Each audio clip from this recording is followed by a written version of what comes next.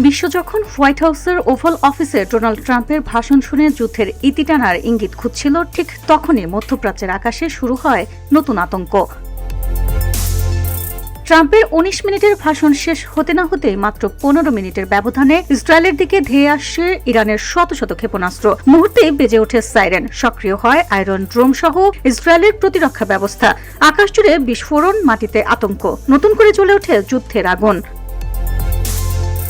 আল জাজিরার প্রতিবেদনে বলা হয়েছে, ট্রাম্প ভাষণে যখন ইরানের সামরিক শক্তিকে দুর্বল বলে দাবি করছিলেন, তখনই সেই দাবিকে সরাসরি চ্যালেঞ্জে ছুড়ে দেন তেহরান। ক্ষেপণাস্ত্র হামলার মাধ্যমে ইরান জানিয়ে দেয় পাল্টা আঘাতের সক্ষমতা এখনও অটুট।